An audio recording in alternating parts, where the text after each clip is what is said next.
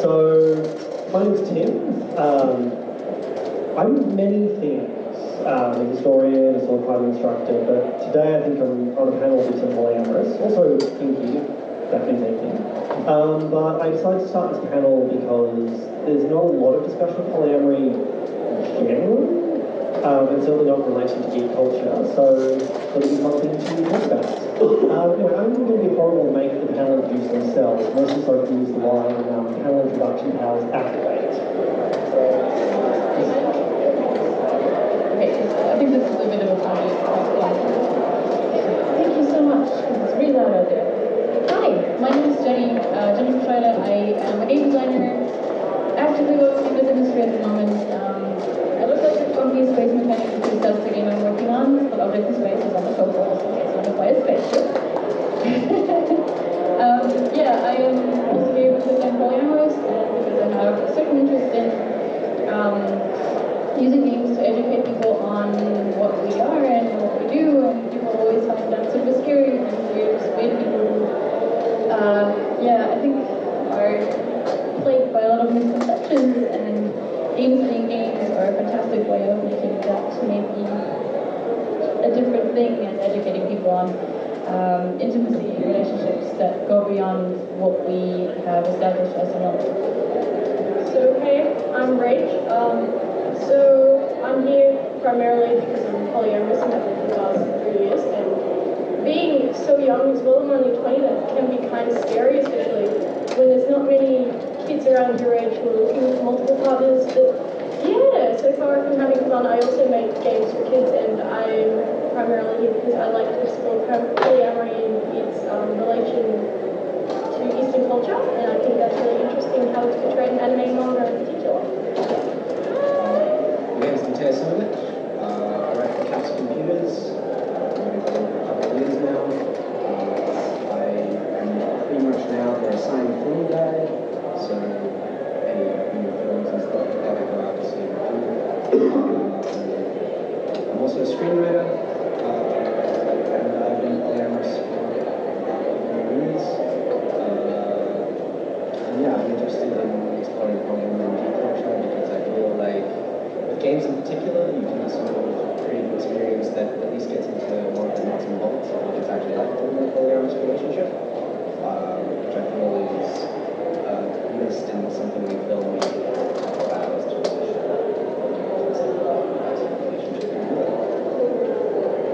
I'm Albey, Amakiir, and I've been poly for quite a while. I put on the last bad episode on polyamory last year. I'm also a game developer. I don't have an exhibit out there, but I do have a phone game, so if you want to come up after that's play it, that's cool. I want to see some more polyamory in the media. Okay, can you all hear us properly, or? Yeah? Cool, wonderful. Outstanding. Well, I've just got to hear myself. So if I start with your experience, it's team. But the way this is going to roll is I'm going to ask some questions that I thought was worth asking, and also that Hendry tried.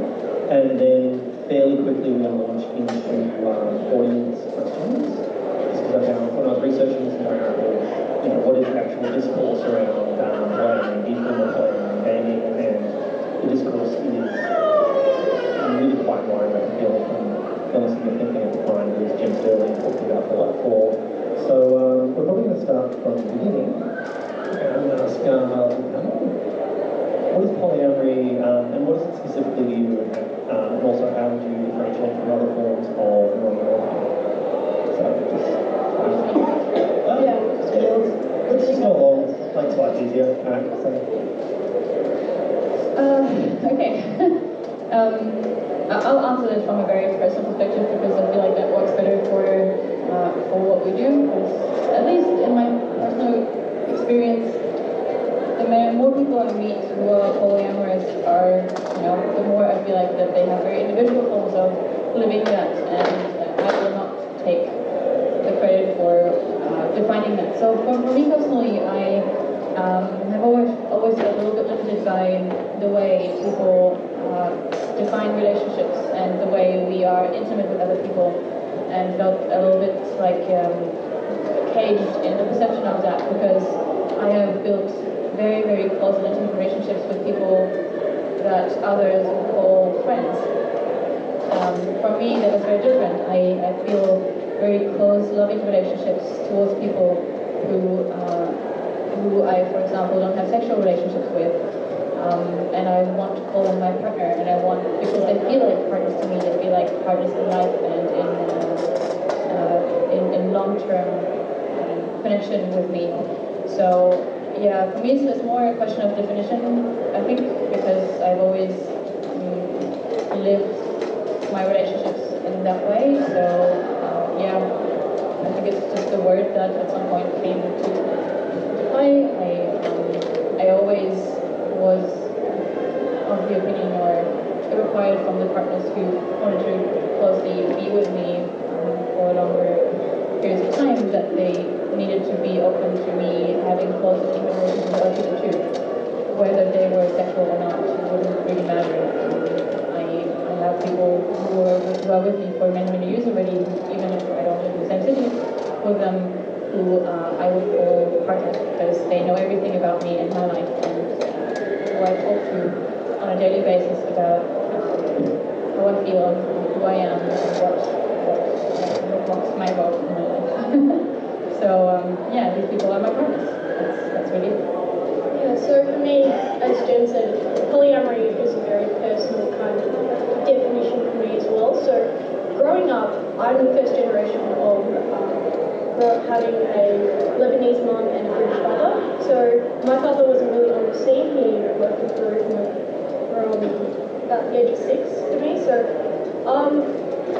I guess growing up with a predominantly mothering role, so I felt as if I needed to love more than one person. I felt as if I was having very personal and intimate connections with a lot of different people. And as I grew up, it became more disjointed, where I was told, oh no, you can't do that. You're meant to love only one person. And I found that to be quite hurtful and quite stressful. So when I found polyamory, it was a lot easier for me to understand, I guess, who I was as a person and who my partners were as people. And it felt just right for me, especially considering each one of my partners feels like a different role in my life. And though all of them can be in the same sort of gamer sphere as me, or geek sphere as me, I find it a lot easier to connect with those people. And I feel like that's almost like a barrier for me from the outside world, because I do have people who I know genuinely care about me, in contrast to having really wishy-washy friends. So it's been good having multiple partners, because I've been able to express myself freely, and I've been able to love them freely and give them all the attention that they deserve. Yeah. Pretty much the same.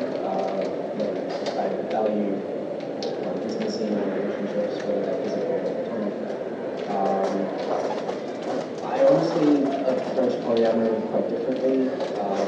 My upbringing, both my parents were hardcore socialists. I read the Communist Manifesto before I read the Bible. So yeah, I sort of grew up with a very sort of collectivized mentality. Ultimately, my teenage brain decided, let's try applying that to relationships as well. So yeah, I very much like the idea of not. There's the joke of earning the means of reproduction, but I like the idea of being in a relationship with someone, not only being owned by them, but also having sort of that intimate relationship with them. So the idea of, for example, commitment to me is one which is different than would be described, I guess, in a monogamous relationship. So yeah, I approached polyamory from a political perspective. I hate power. That's pretty much what it comes down to. Like I have partners, and they can decide to leave me if they want, and I don't want to tell them what to do. I like the fact that they choose to be around me, and it just makes me feel good. I have in the past had somebody like decide, no, I don't want to spend time around you anymore, and I just having already been in the headspace of like they can do whatever they want, that actually made that a lot easier than it's not that. That was the thing. I don't really know how I got into it aside from that. It just sort of happened. Yeah. It's always a kind of weird thing realising polyamorous. For me, I sort of knew from quite a long time that when I decided to act on that was really in a relationship where the person I was dating made a comment about polyamorous people, just wanted to sleep with everyone, and I was like, that seems completely wrong. And counterintuitive, and I'm like, alright, well, maybe I should. And no, it was actually the reason why I stopped. So what they said was because I'm polyamorous, and I felt like they were attacking me. But speaking of attitudes to polyamory in society, what I'd be very interested is from panelists, how do you feel people treat polyamory? I mean, we saw Albey, we can't ask that. You have polyamory on a show that's dedicated to questions that people normally feel too awkward to ask about, which kind of I think says a lot about how people are a little bit uncomfortable with alternate relationships, but at the same time, polyamory is a bit less visible or in the public consciousness than other forms of non-normative sexual identity. So yeah, how do you think society treats polyamory, and how people react to you calling you polyamorous? I think there's a whole truckload of misconceptions attached to polyamory or in general relationships that are not the norm or that are not functioning the way that society thinks relationships should function. I think you already touched on the one that I hate probably one of the most, or kind of up there, the idea that people who are polyamorous are struggling with committing sexually to one partner as if relationships are only about sex. So it's like, tell me more. I think that's ridiculous. That makes me pretty angry. The other one that I find to be very hurtful is that people who are polyamorous are less committed to their partners emotionally, which, yes, where to start? Where to even start? Because honestly, I've never felt more committed to a partner than when that partner was open to my feelings and to my feelings towards others as well. I only feel more love and more acceptance and more everything towards a person who respects me as an individual and who has free will and a life that is not entirely surrounding them. So I hate the argument that we are less committed to our relationships as a result of having more than one. So I think people are just scared, and we have jealousy and the idea of losing a partner being the worst thing that could possibly happen to us deeply ingrained in our society, which frankly is also something that polyamorous people are not immune to. Like, I'm scared of losing my partners, very scared. I would also never not let them go when they feel like it's not working anymore, but of course I will be hurt. So I'm also jealous. I'm totally jealous. It's totally okay to be jealous if you're polyamorous as well. Like, there's this misconception of, we are never jealous and we are never hurt and we are never any of this, which is like, no, none of this is true. And these misconceptions make us scary, I think, to people, because I feel, at least, I'm often seen as a person who is less emotional about my relationships, which I think is the opposite of what I actually am. Yeah, so for me, I have a big issue with people giving me kind of slut shaming.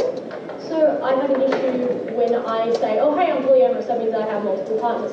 They go, oh, so does that mean you sleep around? Does that mean, you're completely open to every person under the sun? No, of course not. But that's really hurt me, because I'm going to be honest, in the past I was a cheater. I was a very big cheater. for a very long time before I found polyamory, and being called, having that sort of slut shaming hanging over you gives you this kind of shame about being polyamorous, because it makes you feel as if this is the kind of title you have to have, and you don't have to. You can be a slut if you want to be a slut. That's completely fine. But the problem is, if you genuinely like your partner and people are saying this to you, it makes you feel like you're less of a person. It makes you feel like that you kind of don't care and all these relationships don't matter to you as long as you get some, which isn't true for me at all, because I really value these people and these people really value me. And as one of the individuals over here said before, it does worry me when they leave. It doesn't hurt almost as much as society wants it to hurt when you lose one of your multiple partners, because you've got people there who can still comfort you, even though that person who is uniquely in your life is gone. It's not like you have no one supporting you anymore, so it kind of lessens that burden and makes that understanding more well known. I think society's fascination with codependence is so hard to control. Especially when it comes to depictions of monogamy in culture. Like, can't tell you how many books and movies and series and whatnot deal with, this man killed himself after his wife left, or vice versa. But yeah, like, the reactions I've gotten on a personal level from people that are polyamorous, like, I get some of the slut shaming as well, like being called a late killer and stuff like that. But there's also the weirdest one is when a friend of mine, is no longer a friend of mine, but that one was, told me not to hit on women at a party because since I was polyamorous, I was already taking too many people out for dating.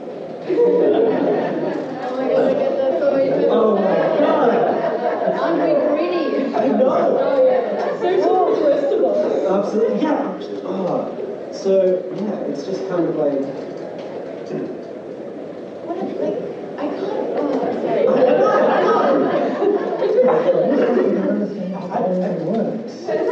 Polyamory is a network, it's not a hunting. It's like you take out, and the people you take out are gone and have no agency over anything ever. Yeah, well, it's just like, it's like the conception of like bisexuality, if you're straight and, your opposite sex are your target audience, and gay, for bi people there's nothing but prey. Nothing but prey out there. 100% of the population is yours. Absolutely. Well, I think that's pansexual, actually. But yeah, like, again, really, like, most of the problems that I encounter are with sort of, like, monogamous conceptions being foisted onto me. So, taking people out of the dating pool. Obviously, if I'm in a polyamorous relationship with someone, I don't want them in a polyamorous relationship with anyone else. Why would I? And, if I could go on, but... I think just the entire conception of a dating pool is just fundamentally wrong. Like, as long as you don't have a partner, you're like out there and you're free to be approached by anyone, and that's it. And there's nothing else attached to that, and people can't live their lives without being prey. Yeah. Like, I don't get it. It's a misconception to begin with. I like being at the end here because you've all said all the important stuff and I can say something kind of random. One of the strangest times I had explaining to somebody that was poly, I was like, I can have multiple intimate relationships with the consent of everyone involved and so on. And plus I didn't have the best grasp of English, so that it's fair, but they're like, oh, so like friends, right? No.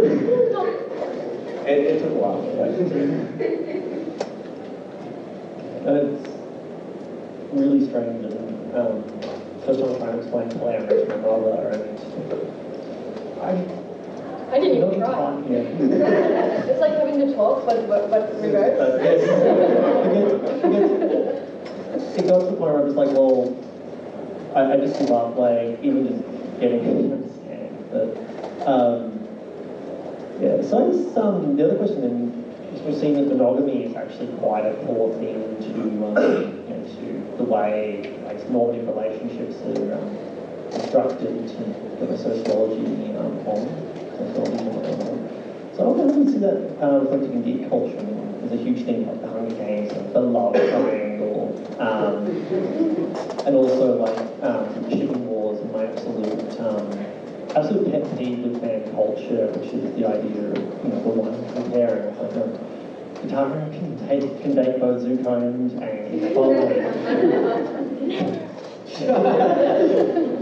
So I guess sorry, how do we because we don't see a lot of polyamory in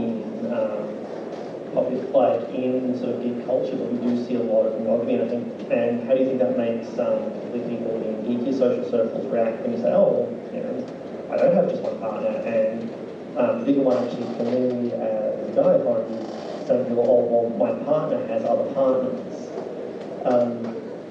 So yeah, this question is, how do you feel that geek culture causes people to react to polyamory? Well, okay, I can probably answer this a little bit more from a developer perspective here, because I think that's always quite interesting. Obviously, we are heavily influenced by media that we consume because it means a lot to us. And to begin with, before we can even go into complicated stuff, as creators, we have to acknowledge that. Okay, so we have huge influence on people and on how they perceive certain topics and how they live their lives. However, as powerful as those mediums are, I think we also have to acknowledge that they are quite often very insufficient for communicating really complex human topics, no matter how we try. And we always have to understand that it will always be a simplified version of how complex humans are.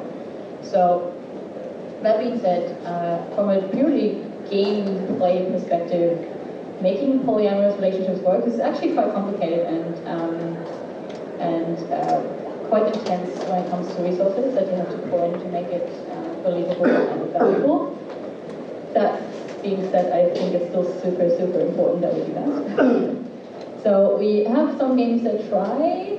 We have the Fallout, and we have some BioWare that tries something kind of in that direction, but I don't know. I have yet to encounter a game that actually does well on that level. I think we have some indie games that do a great job on that. A Little Witch Story comes to mind, and I'm sure you will know a couple of other examples.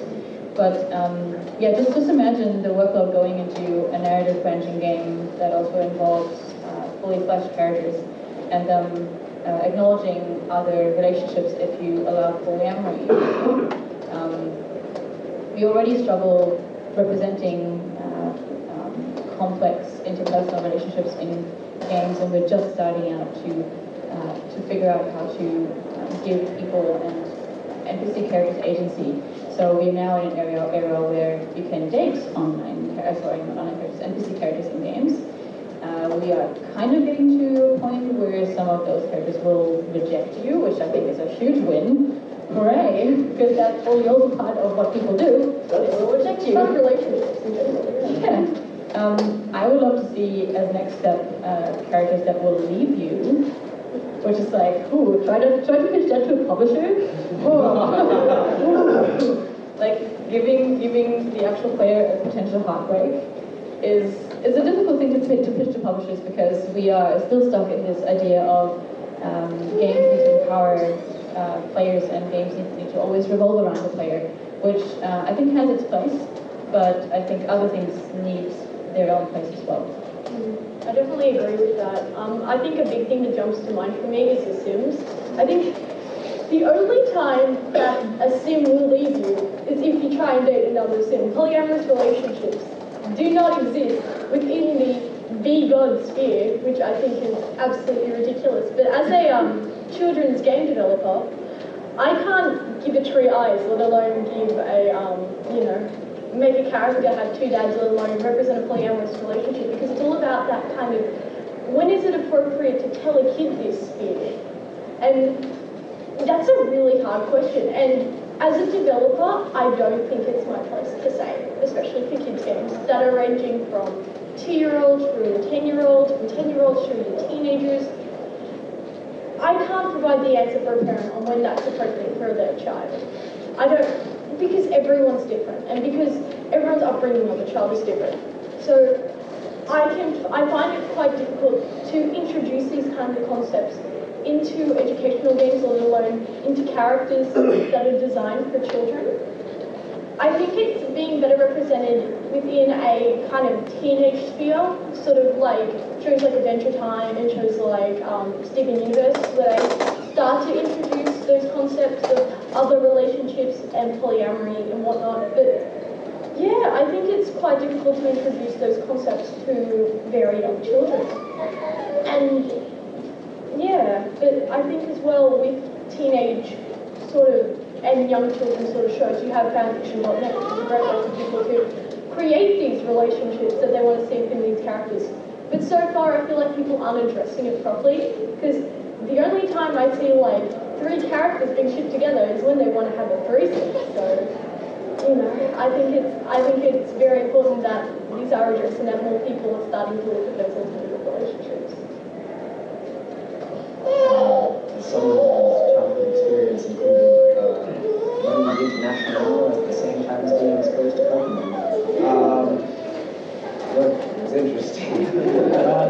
I can just say, I guess kids can sort of learn a lot. So, you know, I don't think it's too much of a fuss if, you know, the princess is saved by another princess or a team of princesses. I would say that. Yeah. So, since you guys have talked about games, I'll talk a bit about film. Like, the depictions of like polyamorous and non-monogamous relationships I've seen, like in mainstream film, not including art house and stuff, which is generally like very interesting. You should definitely check out like films that are in the future and experience. Essentially, polyamorous relationships are depicted in 2 ways. Either they're completely dysfunctional and based around sex, and everyone involved has no control of their emotions or jealousy. Or their pants. Or their pants. Sometimes, a lot of the time, no pants. Or it's completely cynical. Like, an example that I can give right now is House of Cards with Frank Underwood and his wife. They're together, and it's essentially like a power arrangement. And I mean, look, I'm not here to judge other people's relationships. If they want to, you know, form a power couple and rule the world, power to you. But yeah, it's essentially just the 2 sort of ways that I've seen polyamory and non-monogamy depicted in film and television. Yeah, I haven't seen much in mainstream media. There's the whole Fallout 4 thing, which if you don't know, you can romance certain characters in Fallout 4, and you can romance multiple characters at the same time, and they will fail to acknowledge each other. And that's pretty, a little bit closer to poly than they have had in the past. Apparently, so some of the characters, so the game has a mechanic for you sleeping with like your romance partners, and if you're romancing multiple of them. So for example, I've heard that Dance gets an opinion penalty if you sleep with another partner, and he's sort of in the vicinity, because he's the one who apparently gets jealous. So I think that's quite cool, but I have no way if I can gratify that. I haven't played Fallout 4 in ages. I haven't played it at all.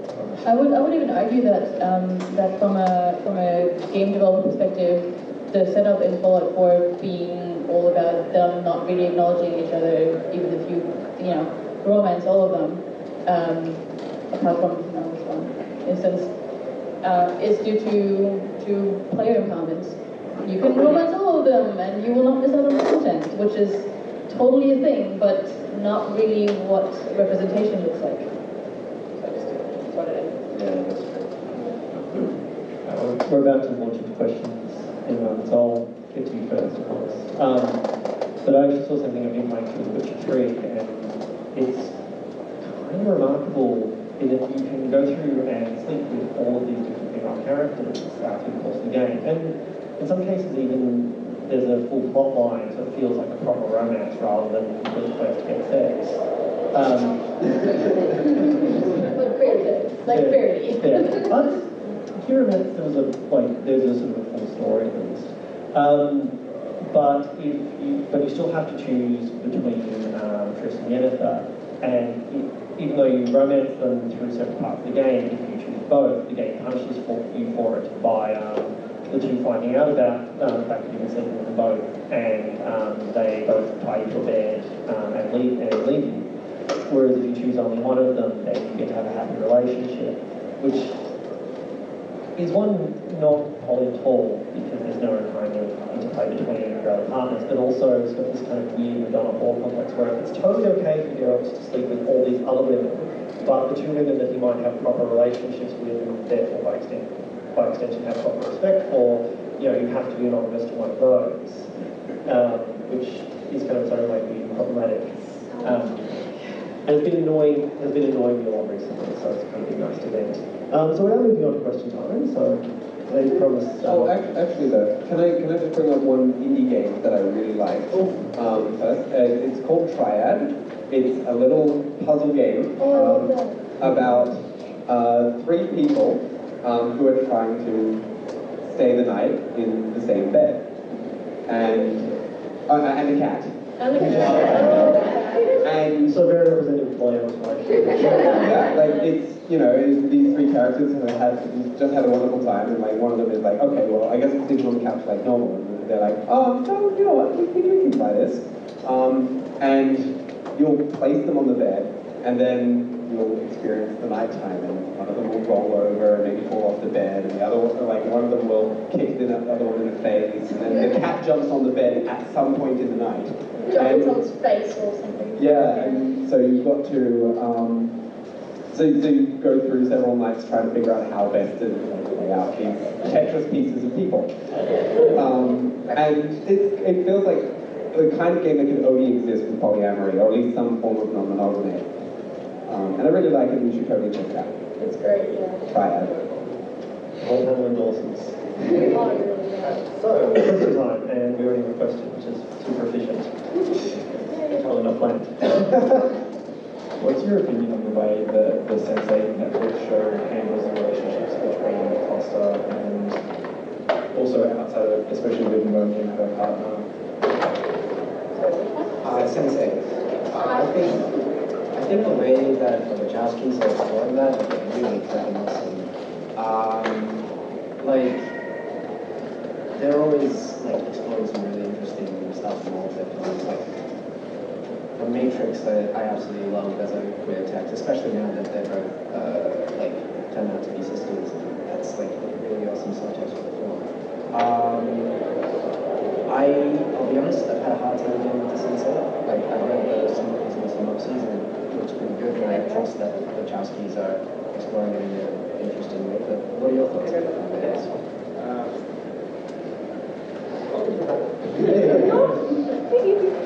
The way it kind of, at least almost all of the relationships, because there are 8 of them, as non-platonic, but there is also a sexual between 2 of them, and the way that all of them, because they're spread across the world, they're not actually, those are only children in the same country.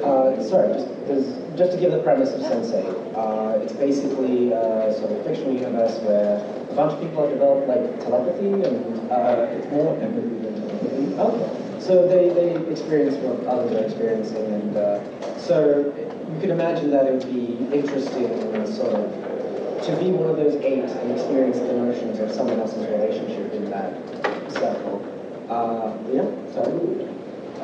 So yeah, they're all spread across the world in different countries, except for 2 of them. And the show focuses mostly on them assisting each other with this abilities. So whether it's learning spreading skills or the Tai Chi / karate, sons that are martial arts. But there are also parts, especially with the first episode of the second season that was released over the new year, where they all you see them come together and celebrate the new year or their birthday all at once, but all in different locations, so you see all 8 of them in each of the different locations celebrating together. Thank you very much. So, another question. Oh, sweet, lots of questions. Awesome. Now I have the horrible choosing. Any money closest. Okay, so what's your opinion, and I get the feeling everyone's going to be angry, about the whole perception that women can't cheat on men with other women? Oh. Yeah, I just want to hear people complain. That is a can of worms. It's like, I know, like you can start in like a million different spots here, and I think it's mostly probably rooted in the way women are perceived as, you know, only there for the male gaze. So there's a lot of toxic masculinity in there because, you know, everyone has to somehow like the women making out with each other. That's super cool. And even if you don't like that, that's like you're somehow broken as a guy, which is ridiculous. Like That's hot, as long as it's not happening to me.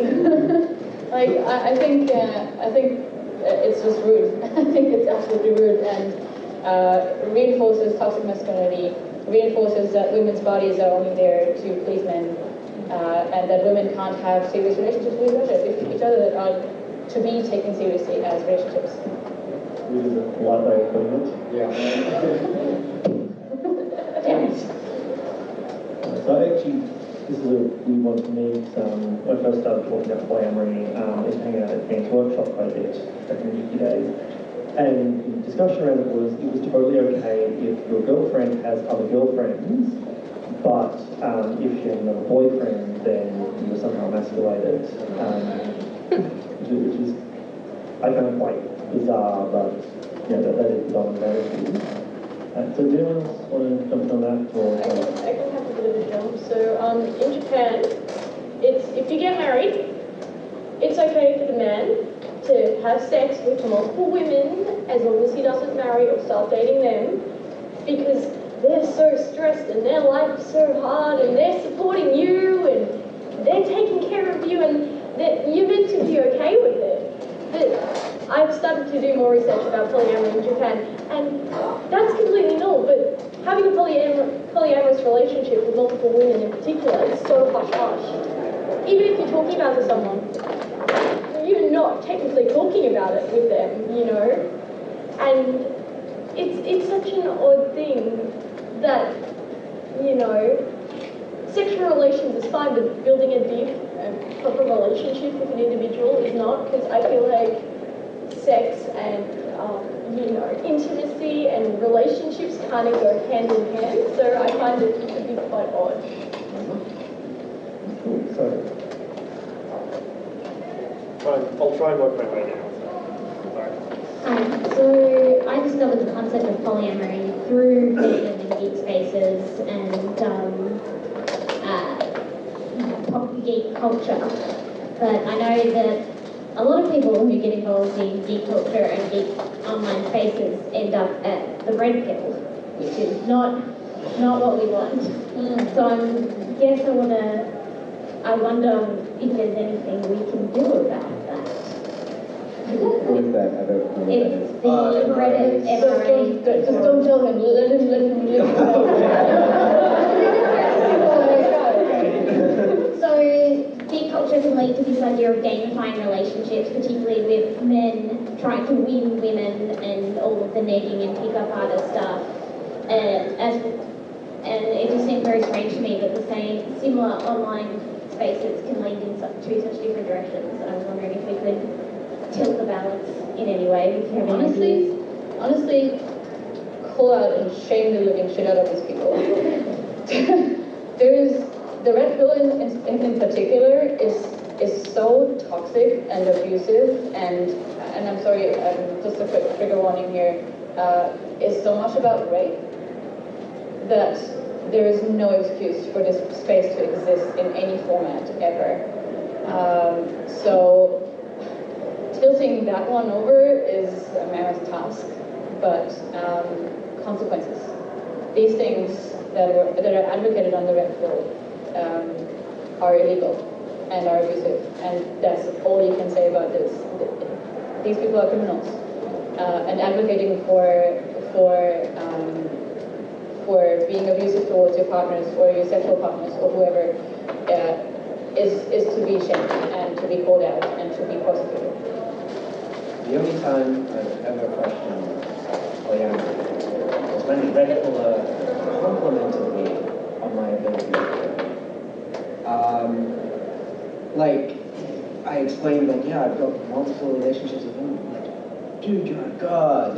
Like, you don't get any of this stuff at all. It's just like, how can you convince them to, let them do that? Like, if they want to?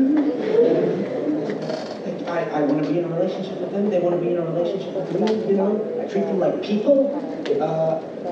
Crazy concept. Yeah, no, it's insane. And, like, the panel yesterday discussing toxic masculinity, I thought, like, approached that in much more detail than we did here. And I think that, like, on a personal level, I do call out people as well for their shitty behavior, but I also, like, try to talk to them on their level and explain why these things are not just bad and wrong, but also that their conceptions of what gender and identity and relationships are. It's not a game. There is no final mission. There is no complete the quest to get sex. It's, I guess the end game is dying. Just be happy until then. Like, You don't if you get do any that. credits. Yeah. See the credits. Credits for all that shit.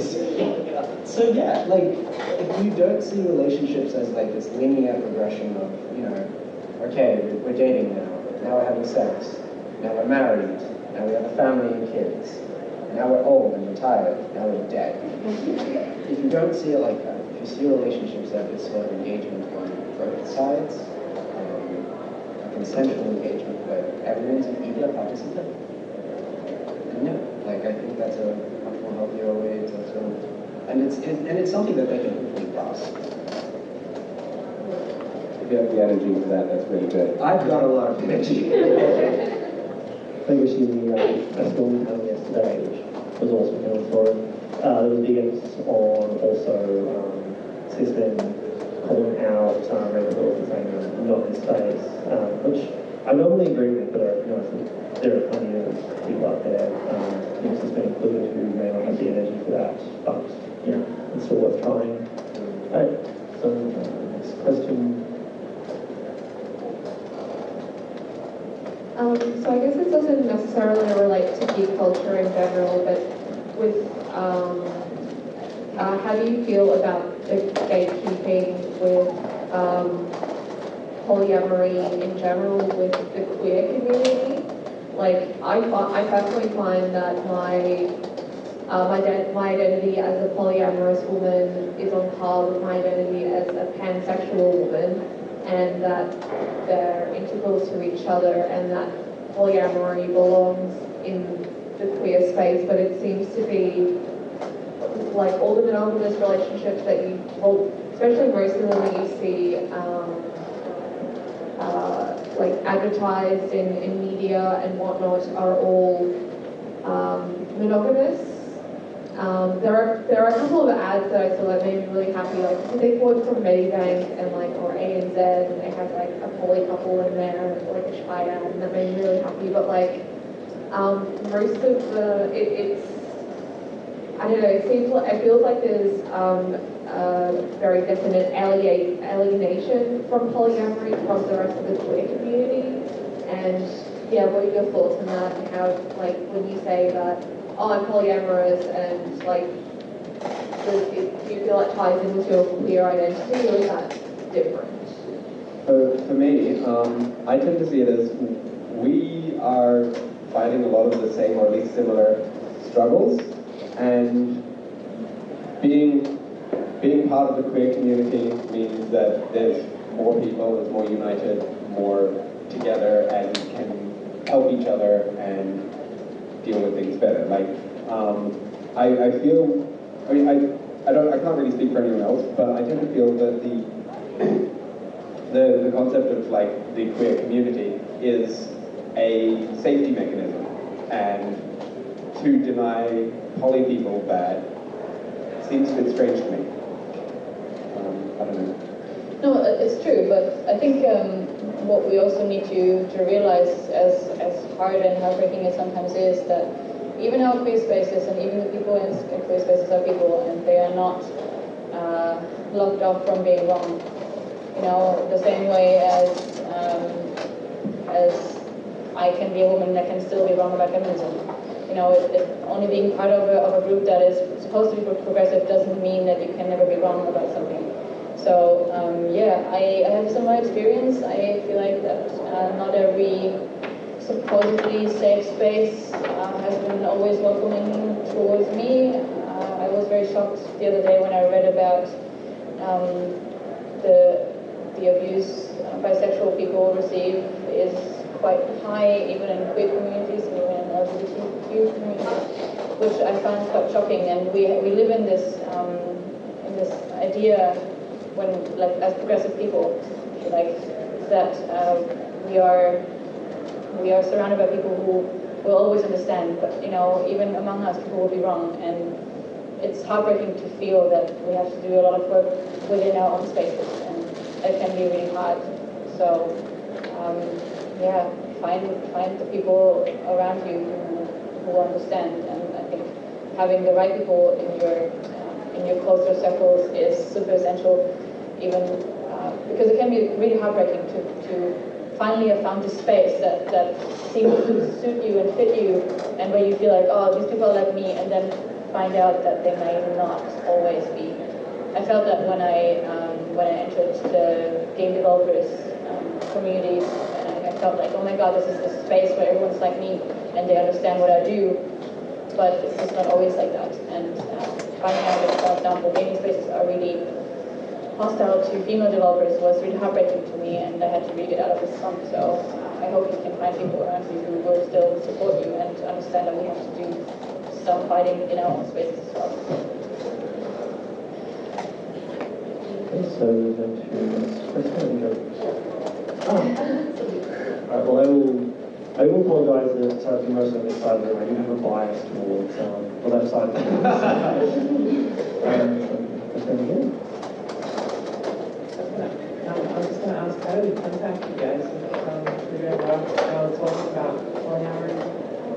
You guys have Twitter, so do you mind people following you on Twitter? Okay, maybe we can just like go through and follow the Twitter handles. So my Twitter handle, if you want to write it down so you don't have anything on the screen, is Gaomi. It's GAOHNWE, GAOHNWE. Scheurle, it's quite easy to find me all over. So, yeah, that's me. My Twitter's been long dead, but you can add me on Facebook if you like dank memes.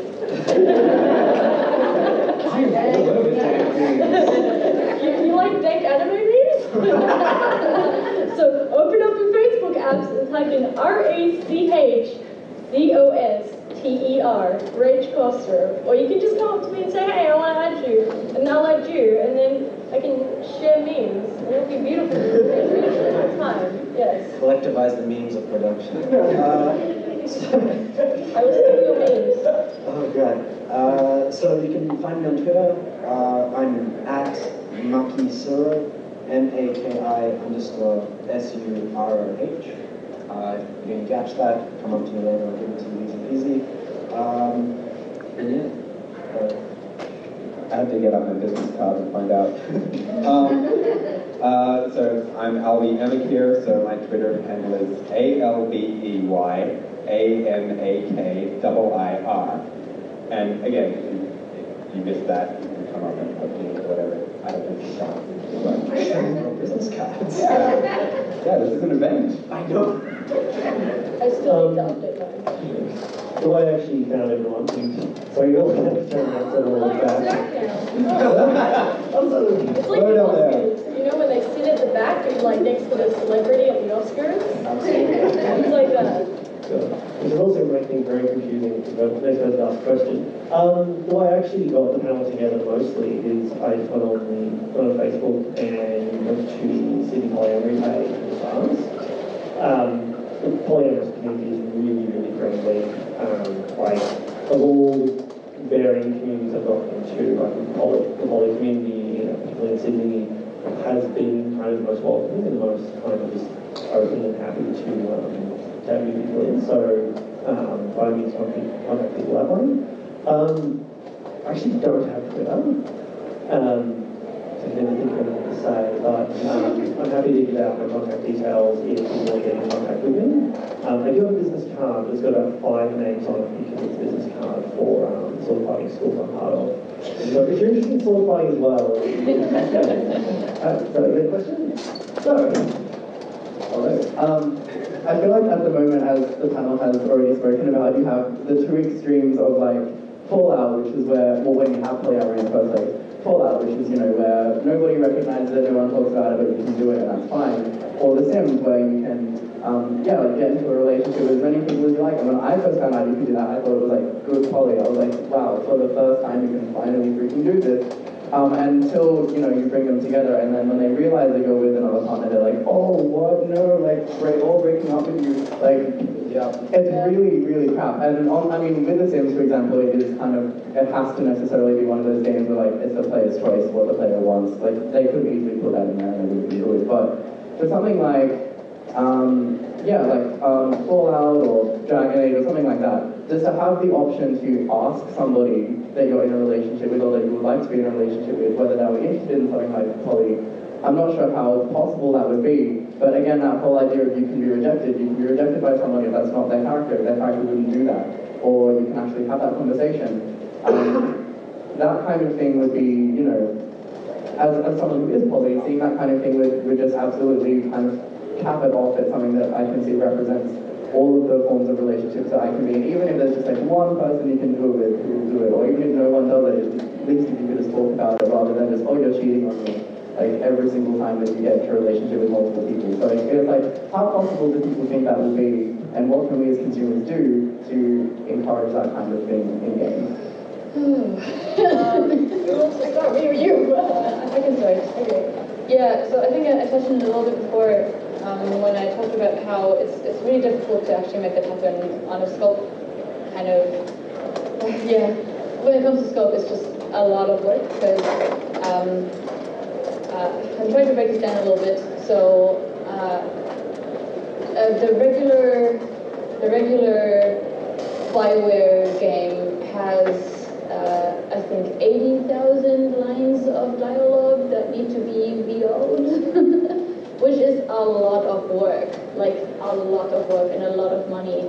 So this is just me being really boring and reality of game development and money. So basically, when I said before that pitching something like this to a publisher is difficult is because they need to see that people want it and will buy it as a result. So, yeah, be loud and request what you want and tell them, like, don't be aggressive loud. Don't harass someone, please. Be people loud. Be people loud. Be like, I want to buy something that does X. I would throw my money at something that represents me. I would love to see an option in a game like this where I can do blah. Or share stories of what has affected you positively and show them that there is value in creating this, because it's very often that people want to create it but need an incentive to do so. So yeah, and then from a purely technical perspective, creating a character that is not the player character, that has agency and that has not only backstory but also free will is difficult, because for every choice that you give, not only the player character but the opposing character, the NPC, if you want, you branch out the narrative like basically almost infinitely. And there are tricks that we do as game designers and game developers and writers to quantify that. And usually it's tricks where whenever you play a game again, you see the holes in those things, and you see that some choices are not actual choices, which is just the reality of making games. Which is where the difficulty of having free will NPCs is really the problem. So looking for games that only do narrative and that don't have to do VO and actual, combat gameplay and have budget for this instead that's the way to go. Yeah, so start with purity companies. That's a great way, especially considering they're more likely to get back to you. They're especially smaller companies, teams of 1, 2, 3, 4 people, teams in Sydney. You go to your IDGAs and be like, oh hey, I want a game that looks like this, and then people might be inspired to do that. Also, modding. Instead of modding naked ladies into Skyrim, you could mod in proper conversations and proper things. You could do your own VO because you know you could put on your own files and it's all programmed in a particular language and it just pretty much gets condensed with the game. And then if you get enough, sort of feedback from that, it can feed on into bigger and better things. Yeah. I love that idea of modding because when I for the first time went to check out mods for Skyrim, I thought I stepped into the comment section of modding because what the hell? Oh no, oh god, no, I can't unsee. But if you actually get into modding, and if you modding is this one area of game development where developers and publishers look for hints as to what people would like and want from the game. So that's a really great tip actually. I tried once, I can't actually remember the question right, but I tried once making a game about a small aspect of polyamory, maybe not like the whole making relationships or anything, but we have this concept called a polycule, which is, if you map out all the relationships, it looks like a molecule, so polycule. And I tried to make a puzzle game about figuring out a particular map. And unfortunately it sucked, but I tried. At least you tried. I think we're out of time. We're very close to out of time, but We have 30 seconds. 30 seconds. So, one thing I think it's worth thinking about just when so I have content and I am moderator, so I get to choose who speaks. There's a big difference between just not having poly because not programming code and having game mechanics where if you have multiple relationships and you're found out, it ruins those relationships. I mean, with Fable, theoretically you can marry multiple characters in different towns, but if your spouses ever find out, then they both divorce you. That's a very, very big statement on how relationships are, or moral relationships is normal, whereas you can very, very easily code it that, code it in Fable that if your spouses find out, they don't react because there's no code for them finding out, because Fable NPCs are really, really boring. So I think that, there are times when the monogamy is actually reinforced and designers actually have to go to extra effort to do it. So last question down here. I just wanted to make a quick plug for Lady Killer in a Bind. Yes. Lady Killer in a Bind. So this is a dating sim. It's pretty sexual. There's some pink stuff in there. There's a whole lot of different types of relationships. But my playthrough of Lady Killer in a Bind ended up in a poly triad. He's like super cute family. Seeing Love is like all of our saviors sometimes. Also won awards at the this year's GDC. Award, yeah. Which is like, whoa. So you can code for compassion. It's great. Yeah. Which is like one of these big things that will probably change the way we create games, because whenever something like this wins an award, it is like, oh, okay, this is actually valuable to do. So much props to Sigma for being amazing and leading the charge. Well, I think we are going to have to leave it there, but more welcome to hit me up during the time. I'll be here until the end. I'll be as tall as I possibly can, just to make it easier. And I'd like to thank all of the wonderful panelists.